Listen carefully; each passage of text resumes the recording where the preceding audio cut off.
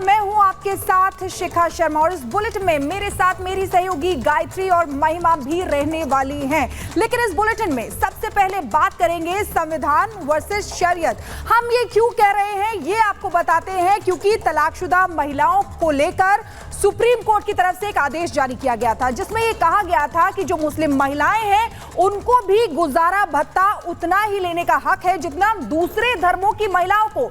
लेकिन अब मुस्लिम personal law board, जिन्होंने बैठक की इसी आदेश के खिलाफ और विरोध में, और उन्होंने साफ साफ कहा कि संविधान नहीं बल्कि शरीयत चलेगी। एक रिपोर्ट इसी से जुड़ी आपको दिखाते हैं।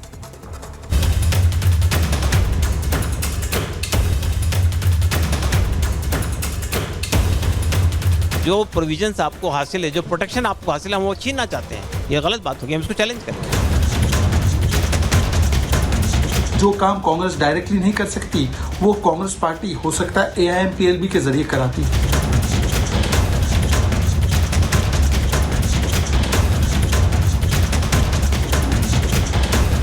मुस्लिम महिलाओं के गुजारे भत्ते पर सुप्रीम कोर्ट के ऐतिहासिक फैसले के खिलाफ पहले दिन से मौलानाओं के इक्का दुक्का बयान सामने आ रहे थे, लेकिन all India Muslim personal law board ने अब सुप्रीम कोर्ट के फैसले को अपने अधिकार क्षेत्र में दखल बता दिया। All India Muslim personal law board ने साफ साफ कह दिया है कि उनके निजी मसलों में संविधान नहीं शरिया कानून ही चलेगा। बैठक में मुस्लिम पर्सनल लॉ बोर्ड ने अपने फैसले में 3 बड़ी बातें कही हैं। पहला, सुप्रीम कोर्ट का फैसला शरिया कानून के खिलाफ है। दूसरा, महिलाओं के लिए मुसीबत साबित होगा ये फैसला। और तीसरा ये कि इस फैसले के खिलाफ वो कानूनी लड़ाई लड़ेंगे। ये जो बात कही जाती है कि वो महिलाओं के हक में उन्होंने फैसला किया है, हमारा मानना ये कि बात सही नहीं है। ये कहना कि शरीयत ने महिलाओं के साथ कोई नाइंसाफ़ी की है जिसका आप फैसला करके दे रहे हैं। तलाक कब होती है? जब रिश्ता चलता नहीं है, मामला ख़राब हो जाते हैं, तब तलाक होती है। अगर तलाक देने के बाद भी उसको मेंटेनेंस देना है ज़िंदगी भर, तो तलाक नहीं देगा, लटका के रखेगा, परेशान करेगा, तो उसकी ज़िंदगी के लिए फ़ायदा होगा या नुकसान होगा। मेंटेनेंस मिलना चाहिए इद्दत तक। इद्दत के बाद मेंटेनेंस की कोई जिम्मेदारी हस्बैंड की नहीं है। और कोई ट्रबल्ड मैरिज जिसकी वजह से वो लोग जिनका जीना हराम हुआ पाए, शादी के बाद जो एक साथ मैनेज नहीं कर पा रहे हैं, ऐसी कंडीशन को प्रोलॉन्ग करना किसके इंटरेस्ट में? ना तो हस्बैंड के इंटरेस्ट में, ना तो वाइफ के इंटरेस्ट में है। और नेचुरली अगर कोर्ट कंपल्जन कर देगा कि आपको मेंटेनेंस देना ही है डिवोर्स के बाद भी, तो वो औरत जो है वो मैरिज के बंधन में बंधी रह जाएगी और वो दे कैन मूव ऑन और आगे वो बढ़ के नई जिंदगी नहीं शुरू कर सकेंगे। दिल्ली में all India Muslim personal law board की बैठक हुई। मुस्लिम महिलाओं को गुजारा भत्ता देने के सुप्रीम कोर्ट के फैसले को लेकर बैठक में प्रस्ताव पास किया गया। मीटिंग में all India Muslim personal law board के 51 सदस्य शामिल हुए। महिलाओं के मुद्दे पर उनके हितों की बात करने का दावा करने वाले 51 सदस्यों की बैठक में महिलाओं की संख्या महज 5 थी। बैठक में 8 प्रस्ताव पास किए गए। पहला ये कि सुप्रीम कोर्ट का फैसला शरिया कानून के खिलाफ है। मुसलमान शरिया कानून का पाबंद है। सुप्रीम कोर्ट के फैसले से महिलाओं को नुकसान होगा। फैसला वापस कराने की कोशिश करेंगे और फैसला शाहबानो केस के दोहराने जैसा है। All India Muslim personal law board के बारे में ये है कि वो दोबारा जो है वो सुप्रीम कोर्ट का दरवाजा खटखटाएगी और वो जो है रिव्यू पिटीशन दाखिल करेगी। तो इसमें भी हंगामा करने की जरूरत नहीं है।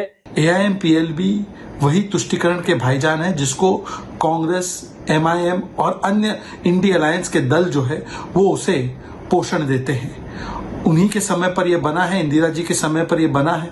और जो काम कांग्रेस डायरेक्टली नहीं कर सकती वो कांग्रेस पार्टी हो सकता है AIMPLB के जरिए कराती है। All India Muslim personal law board ने सुप्रीम कोर्ट के मुस्लिम महिलाओं को गुजारा भत्ता देने के फैसले को शरीयत के खिलाफ बता दिया। वो कानूनी लड़ाई लड़ने की बात कह रहे हैं तो बीजेपी इसका मतलब समझा रही है और समाजवादी पार्टी इससे बचती नजर आ रही है। अगर वो शरीयत के अनुसार इस भारतवर्ष को चलाना चाहते हैं तो ये उनकी इच्छा पूरी होने वाली नहीं है। अगर शरीयत पे चलाना है तो केवल सऊदी अरब में चलता है, शायद ईरान में चलता होगा, इराक में चलता होगा, तो उनको बेहतर है कि वहाँ जाकर वो अपनी बात को उठावें।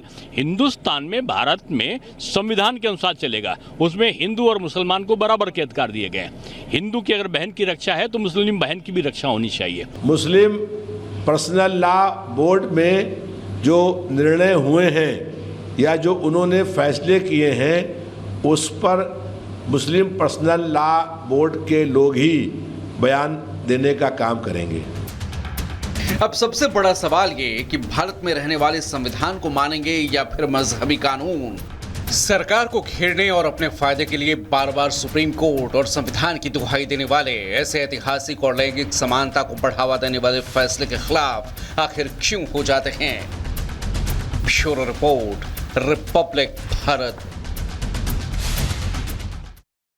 तो तलाकशुदा महिलाओं को भत्ता देने के सुप्रीम कोर्ट के फैसले को लेकर जिस तरीके का जो मुस्लिम पर्सनल लॉ बोर्ड का स्टैंड सामने है, उससे सवाल खड़ा होता है कि क्या मुस्लिम पर्सनल लॉ बोर्ड संविधान के खिलाफ है। आइए आपको बता दें कि सुप्रीम कोर्ट का फैसला क्या था। सुप्रीम कोर्ट ने 10 जुलाई को फैसला सुनाया था और यह कहा था कि तलाकशुदा महिलाओं को भी गुजारा भत्ते का अधिकार है।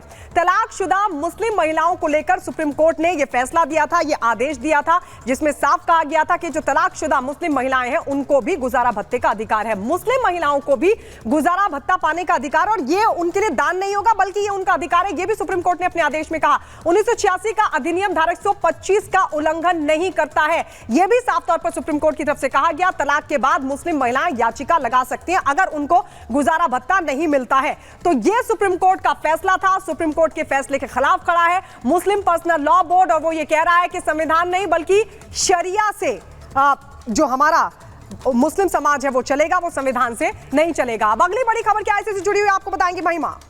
बिल्कुल, देखिए सुप्रीम कोर्ट का फैसला क्या है ये आपने बताया, लेकिन सबसे बड़ी बात कि all India Muslim personal law board की तरफ से मीटिंग हुई, 8 प्रस्ताव पास हुए, लेकिन तलाकशुदा महिलाओं को लेकर गुजारे भत्ते का विरोध करते हुए वो बोर्ड नजर आया। और इसी पूरे मामले को लेकर आखिर मुस्लिम समुदाय की महिलाएं क्या कह रही हैं, अब आप वो भी जान लीजिए। इतने सालों से ये लड़ाई चल करके आ रही है और अभी भी सुप्रीम कोर्ट के ऑर्डर देने के बाद भी अगर उनके मुंह से ये अल्फाज निकल रहे हैं तो बड़े ही तकलीफ की बात है, बड़े ही हमारे मुस्लिम भाइयों के लिए शर्म की बात है। उन्हें भी समझना चाहिए, उनके घर में भी माँ बहन होंगी, उनके बारे में सोचना चाहिए कि कभी उनके बेटियों के साथ या उनकी बहन के साथ ऐसा हो जाता है तो वो ऐसी सिचुएशन में क्या करेंगी, क्या वो माँ बाप के घर में आकर बैठ जाएंगी। सुप्रीम कोर्ट का फैसला बहुत सही है, क्योंकि एज अ न्यू जनरेशन हमें भी एक सिक्योरिटी चाहिए होती है कि कल को अगर हमारा हस्बैंड किसी भी रीज़न से हमें छोड़ दे तो कम से कम मुझे अपने मायके तो नहीं आना पड़ेगा। और all India Muslim personal law board की बैठक में 8 प्रस्ताव ऐसे थे जो पास हुए, जिसमें फिलिस्तीन पर उनका स्टैंड और साथ ही साथ यूसीसी पर विरोध भी शामिल है, यानी कि समय समय पर उनका चेहरा बेनकाब होता रहा है। एक रिपोर्ट टीसी से जुड़ी आपको दिखाते हैं। हम फिलिस्तीन की भी एक इंडिपेंडेंट नेशन चाहते हैं। ये है इस कट्टरपंथी सोच का असली चेहरा। ये चेहरा समय समय पर बेनकाब होता रहा है। ये वही चेहरा है जो सुप्रीम कोर्ट के फैसले के खिलाफ चुनौती देने के लिए खड़ा है। ये वही चेहरा है जो मुस्लिम महिलाओं का हक छीनना चाहता है। इस कट्टरपंथी चेहरे को फिलिस्तीन की चिंता है। फिलिस्तीन के लिए ये कट्टरपंथी स्वतंत्र देश चाहते हैं जहां इनके कट्टरपंथी विचार फल फूल सकें, जहां इनका एजेंडा दुनिया को बर्बाद कर सके। सुनिए इस सोच की जहरीली जुबान को पहले। फ़लस्तीन के इशू पे हमारे बोर्ड का स्टैंड, हमारे कंट्री का जो स्टैंड है बहुत पहले से बहुत क्लियर है कि हम 2 नेशन थ्योरी को सपोर्ट करते हैं। हम फ़लस्तीन की भी एक इंडिपेंडेंट नेशन चाहते हैं और इसराइल को भी हम अब मंजूर करते हैं। हालांकि हम जानते हैं कि इसराइल ऑक्युपेंट है, इसराइल ने नाजायज़ तरीके से कब्जा किया है। सुना आपने, ये कट्टरपंथी फिलिस्तीन के समर्थन में खड़े हैं। अमेरिका और ब्रिटेन पर सवाल उठा रहे हैं। जहां इन्हें इजराइल से सवाल पूछना चाहिए, वहां ये उल्टा अमेरिका ब्रिटेन को घेर रहे हैं। इन कट्टरपंथियों को फिलिस्तीन के हमासियों की चिंता है, वो हमासी जिन्होंने जंग की शुरुआत की थी और न जाने कितने लोगों की जिंदगियों और लोगों के बसे बसाए घरों को तबाह कर डाला। वहीं all India Muslim personal law board की बैठक में यूसीसी के खिलाफ भी प्रस्ताव पास हुआ। उत्तराखंड में यूसीसी के लागू होने पर एआईएमपीएलबी प्रवक्ता ने कहा कि ये भारत की विभिन्नता खत्म करने की कोशिश है। यूसीसी जो है वो हमारे देश में जो डाइवर्सिटी का कल्चर है, multi religious multi cultural country है, उसमें अगर आप एक कल्चर को, एक लैंग्वेज को, एक धर्म को सब पे थोपने की कोशिश करेंगे तो अशांति पैदा होगी। और हमारे देश में जो कॉन्स्टिट्यूशनल प्रोविजन है, फंडामेंटल राइट है, उसको छेड़ता है। आर्टिकल 25 में हमको ये कहा गया कि हम अपने मजहब के मुताबिक ज़िंदगी गुजारें। आप कहते हैं कि नहीं आप नहीं गुजारेंगे, हम बनाएंगे कानून आपके लिए। फिर दूसरी बात ये कि हमारे देश के अंदर शरीयत एप्लीकेशन एक्ट मुसलमानों के लिए बना है, हिंदू कानून, हिंदू एक्ट हिंदुओं के लिए बना है। आप इन सबको ख़त्म करके यूनिफॉर्म सिविल कोड लाने की कोशिश करेंगे तो आप क्या चाहते हैं? आप ये चाहते हैं कि जो प्रोविजंस आपको हासिल है, जो प्रोटेक्शन आपको हासिल है, हम वो छीनना चाहते हैं। ये गलत बात होगी, हम इसको चैलेंज करेंगे। क्या समान नागरिक संहिता से इन नेताओं को डर है कि पर्सनल लॉ बोर्ड से इन्हें जो अधिकार और संरक्षण हासिल है वो खत्म हो जाएगा? असल में ये कट्टरपंथी सोच अपने एजेंडे को देश में फैलाने की कोशिश में है, लेकिन ऐसा होना अभी तो मुमकिन है नहीं। Bureau report, Republic Bharat.